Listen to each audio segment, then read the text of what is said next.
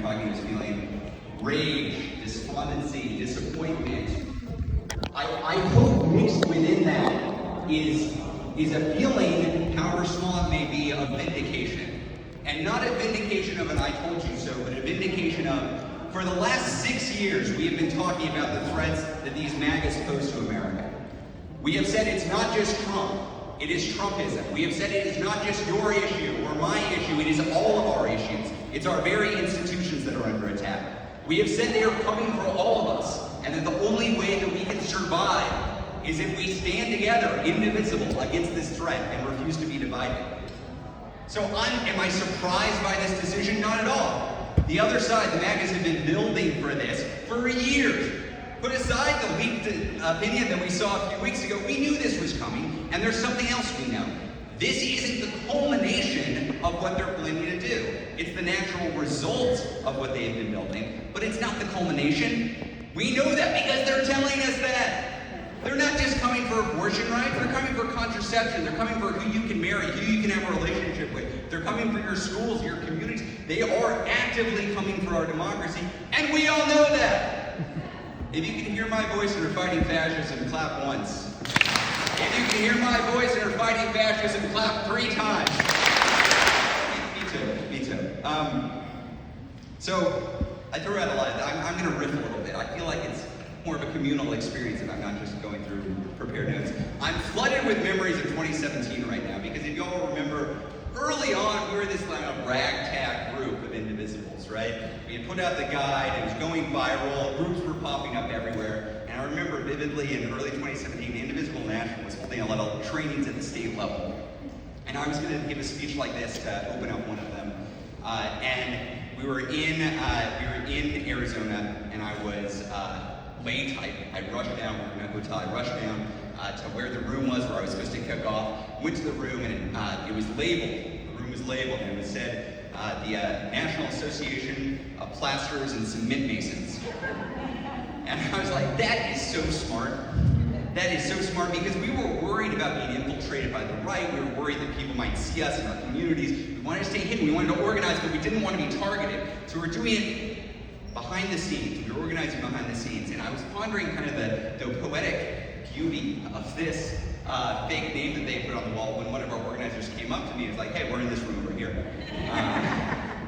And led me over there, and sure enough, the big training was happening there. I'm struck by the fact that we are all here from every single congressional district in Massachusetts, and we're not doing this in private.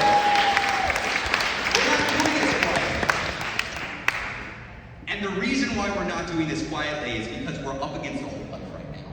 We're up against a lot. And I gotta say, the same people who, when we started this in 2016, 2017, were saying, oh, don't worry, it's not gonna be that bad. Yeah, Trump isn't an actual bad guy, he's just like a wackadoodle, and they're not actually going to come after our rights or our democracy or Roe. We just got to keep on keeping on, reach out to the other side. Maybe we can cut a deal on infrastructure. That was a real position that still exists. There are still people with everything.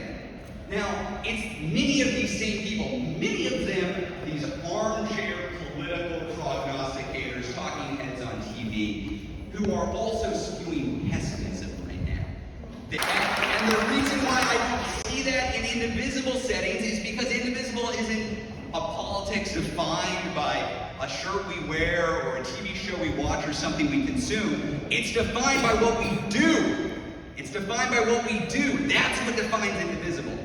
We don't look at a problem and say it's not that bad, but we look at the problem and say, this sucks, and here's what I can actually do about it. So what we are doing here is figuring out what we can do to fight for our democracy. That's why I'm excited to be here with y'all building this community. Now, what do we do? What the hell do we do? What have we done? So these same armchair political prognosticators back in 2017 were saying, well, Affordable Care Act is gone. You're never going to win the House back because you're not going to get rid of Trump. What about gerrymandering? What about the right-wing operation in the media? What about Fox News? In 2017, this unified MAGA majority had a top priority, which was repealing the Affordable Care Act. They didn't do it. Who stopped them? We stopped them. In 2018, gerrymandering Hillary, Trump, Fox News, whatever was going to prevent us from building a blue wave. Who built that wave? We did. In 2019, this newly elected House majority didn't want to impeach Trump even after he extorted Zelensky. Who hammered them again and again and again and got Trump impeached? We did. In 2020, how are you going to defeat a sitting president? How are you going to actually take the Senate? How are you going to stop the fascism in its tracks? Who reached out to 70 million voters all across the country? We did. And then I'll never, it never stops, y'all. It never stops. But into 2020, what did I hear from these talking heads? Yeah, sure, Trump is gone, maybe. And also, what, they're going to win 2 Senate seats in Georgia? Get out of here! Give up! They're not going to get anything done. Who won those seats? We did. Now look, the other side didn't give up, and in fact, we faced a very serious strategic problem right now, which is in 2018 and 2020, when we were organizing our communities for democracy, anybody who was not living in a cave or under a rock with their fingers in their ears and their eyes closed knew what the top issue of the day was. The top issue of the day was Trump and MAGA extremism, and we knew that because he was tweeting it every damn day. That's what was in the headlines. That's what was on the news.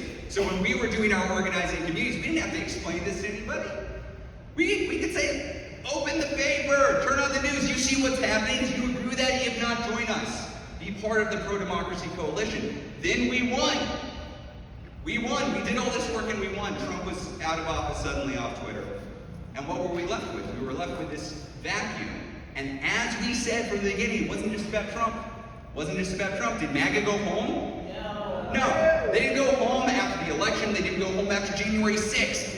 They immediately doubled down on their efforts to take over the democratic infrastructure within this country and to answer the most important question when it comes to organizing, which is, what's really important happening now and whose fault is it?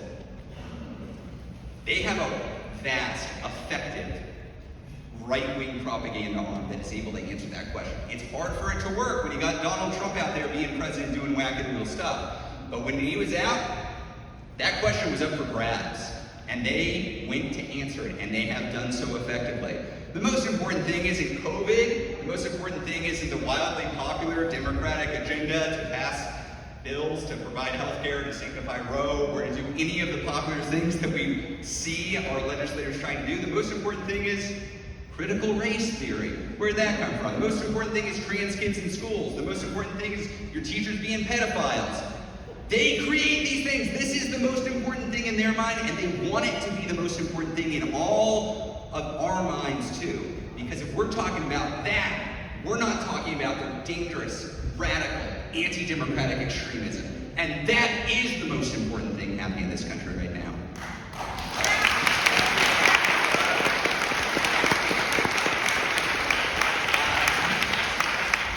I got started. I can just get on my soapbox here, y'all, but we are going to have less time with me filibustering and more time for Q&A and brainstorming after this. So I hope people are writing down questions. After we go to lunch, we're gonna have some back and forth.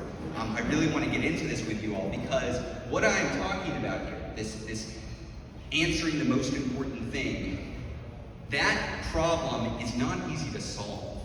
It's not easy to solve. We don't have a Fox News. We don't have a Breitbart. We don't have a Sinclair Broadcasting. And in fact, we do have some national leaders who don't see the world the way we do. They're reading poems or singing songs outside the Capitol after Roe is taken down. We have to get creative, but the thing that we do have is all of us.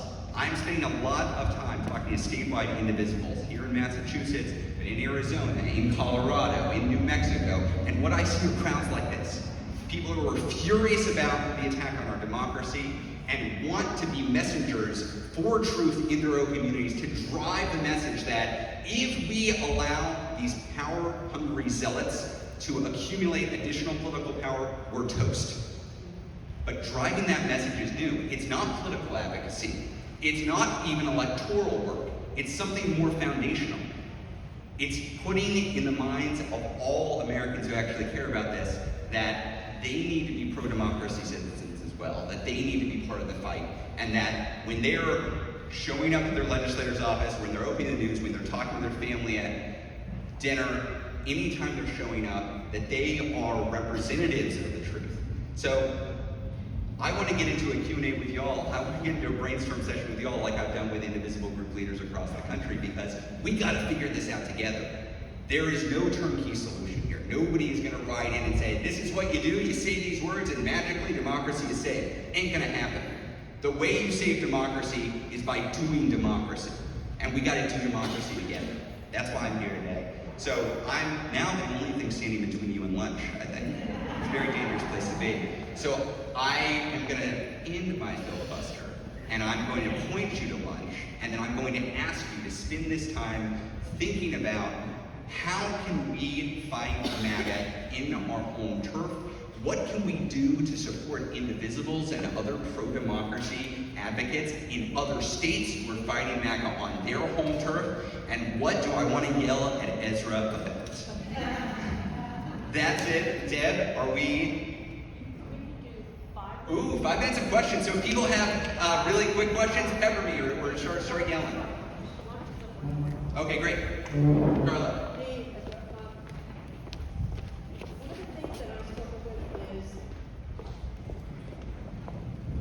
One of the things that I struggle with is activists saying, we can't focus on Texas, we can't focus on Kentucky, we can't work there because right now we need to do Pennsylvania, Wisconsin, and Ohio, and they don't think of the long game in these other states, like the Republicans do. They don't take no for an answer. They don't ignore states that they think they're never going to win. And how do we change that mindset that, yes, we may not win this election, but we still have to work in those states because there's going to be another election and another election. So we can't just say, we got to focus on this and not do anything in those other states. Great question, and I would point out the right wing did not say, well, we got these Confederate states, and we'll just focus on the Confederate states and we're not going to organize anywhere else because those are the only ones we can win in the next couple of years. They had a multi-decade campaign to make progress in the states that they didn't have. Now, I will say, they're not alone in that. Georgia was once a quote-unquote red state. Arizona was once a quote-unquote red state. There is great organizing happening in these states. I do think when you're talking about particularly red areas, red states, I'm from Texas, I would apply it there. When you're talking about these places, you will find Indivisibles in those areas who are doing the work. It doesn't look like the same work that's being done in a purple or a blue state, though. It looks like longer-term organizing. They're doing community aid. They're working on city council races, school board races. They're working on dog catcher races. They're doing the long work. And I strongly believe this is necessary. It is more difficult to tap into nationwide energy to support that long-term work. Just the truth of it. You are going to find more energy if you talk to somebody about what they can do in this moment that's going to have an impact in the immediate term. And I think that's a challenge for all of us. Because we got started when we were facing this incoming radical Republican majority promising to do a lot of bad stuff. And we had a theory of change of how we could stop that, how we could directly combat that, whether you're in a blue area, red area, or purple area. I think a pretty solid theory of change, which is your representatives represent you. Tell them to represent you, scare them, make them represent you. And regardless of where you were, you can do that. I think we're in a different political environment now. And a lot of people who marched with us in 2017 or showed up in 2018 are now looking at the political landscape and saying, what the hell does it matter? What the hell does it matter if I march? What the hell does it matter if I volunteer? The system is so rigged. I don't believe my individual actions are going to impact anything. And it is incumbent on us as folks who are spending their Sunday thinking about the future for democracy, to think of what is the strategy that we can tell folks who are on the margins, yes, it does matter because if you do this, then this will happen and we will be closer to achieving our goal. And it is simply, for a matter of organizing, it's easier to do that in blue and purple states where there are concrete wins in the immediate term than it is for longer term. Now, I'm not telling you not to try to tap into the energy of base staters to go and help out in Alabama or Mississippi. We got Indivisible groups there that I'm sure would love to hear from you. But it is incumbent on us to win. It's incumbent on us to build this movement. We should be 10 times larger. And we do that by meeting people where they are. So it's an all-of-the-above strategy. I would say we're working with the Indivisible groups in red areas. We're committed to it. But we gotta grow. We gotta grow right now. So find out how to grow. And if it's working with folks who care a lot about winning in Arizona or kicking cinema out there, or winning in Pennsylvania, or building power in Wisconsin, great, work with them. Meet them there. Does that answer, Carla? Gosh, I gotta answer quicker too. We're only gonna have time for like 2 questions. Okay, we got another one there. First of all, thank you for the work you do. We really appreciate it. My question is, how do we explain inflation? The right-wing media has pinned it on the Democrats. And help inflation. They actually have no proactive policy ideas. And instead of actually saying what they're going to do about inflation, they're saying all of your teachers are pedophiles. Instead of actually presenting an economic agenda, they are saying the most important thing happening is critical race theory, or a new problem at the border.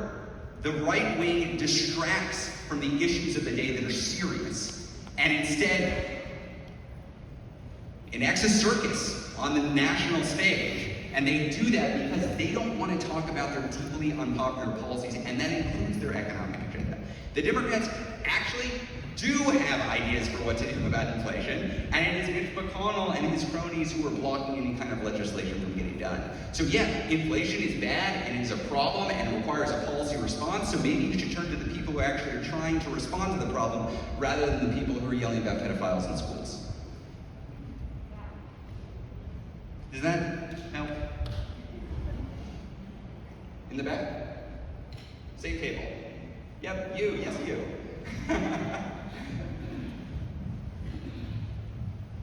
How do we unite all the Democrats to think of the big picture, even those who seem to concentrate on what they do not like about Biden or AOC?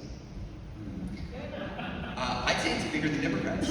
Indivisible is not an arm of the Democratic Party. Never have been. That's not been our goal. My goal is not to strengthen the Democratic Party. My goal is to save democracy. I think that's what we're all doing here. And I disagree with Liz Cheney on basically every single social and economic policy issue you can imagine. And also, I think she's doing good work right now, actually standing up for our democracy, and I have no problem cheering her on. And the same goes for anybody, whether independent or Republican or libertarian, I don't care. I think there are times to fight to improve the forces on our side, and there are times to fight to defeat the other side from taking over. This isn't just one fight. There are things called primaries, there are things called general elections, there are things called post-election leadership fights, and then there's long-term power building.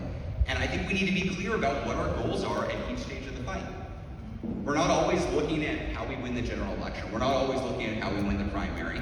We should always be building power and building coalitions, because if our pro-democracy coalition consists only of people that 100% hold my opinions, we're going to have a coalition of one. We've got to have people who I disagree with on social and economic issues, who you disagree with on social and economic issues, but who agree that we've got to join together at least to save democracy. After we've safeguarded democracy from the MAGA extremists, let's fight about our tax policy. Let's fight about our school policy. Let's fight about our health policy. I'm all for that. But let's get aligned that the main problem is that we're headed towards a coup in 2024, and that's not going to happen in 2024. They're laying the groundwork now. So how do we join forces to do something about that? Yeah, what's the answer? I mean, have that conversation. You get somebody who says, well, you know, I don't like Trump, but I want to keep my guns. Who are they going to vote for? Who are they going to build power with? Are they going to, if they are going to invest power in the MAGAs, then they're not on your side. And look, there's 30% plus of the population who's not on our side. We do have an opposition here. But 70% of the public does not agree with that. 70% of the public doesn't agree with that. They do not like those policies. Organize them. Organize the 70% around the issues that we agree on. You know what's not popular? Calling teachers pedophiles. You know what's not popular? Violent coups. You know what's not popular? Banning contraception. You know what's not popular? Banning abortion. These are all 30% positions that the GOP has embraced. Fine, let them embrace it, and we'll take the 70% of the population that disagrees with them.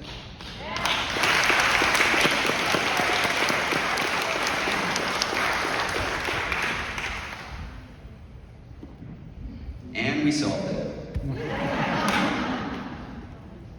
I have complicated questions, so I was going to wait for after. Might come. I fought for Roe versus Wade 50 years ago. I've been an activist since before I was in double digits. I've been fighting and fighting. Almost everybody here probably was too, because we're all older. I see a few young people. How most of the young people I talk to are just so fed up with politics, and they don't see a place. How do we galvanize and we need to reach out to younger people and get them involved? I mean, it's a great question. I brought them, and I'd say, look around the room. Indivisible is disproportionately college-educated white women over the age of 40. It's around this room, it's around just about any room that I go and talk to. And you can say what the knee-jerk response is to that. Could be, my God, how do we get more young people in this room? How do we get more indigenous people in this room? How do we get more people of color in this room? That is one natural response to seeing this.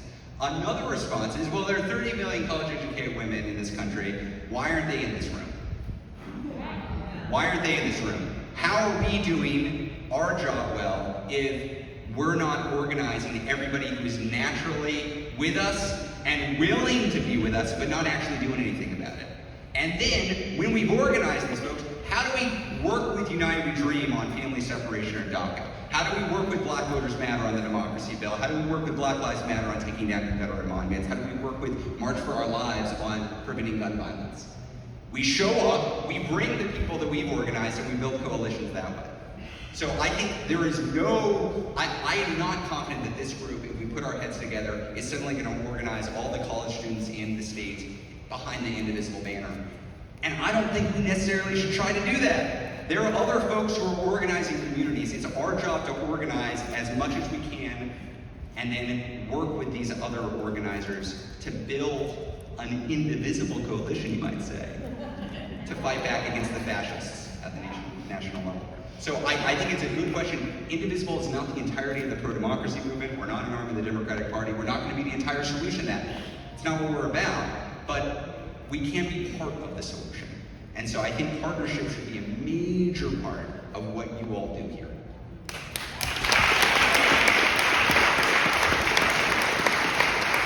Is there lunch? I'm getting angry. Right now I'm just mad at the Republicans. So lunch is in the back. There's multicolored index cards on all the tables. Please write some down. I'll come around and grab them from you, and we'll, in a few minutes, I don't know, we'll reconvene. Great. See you on the set.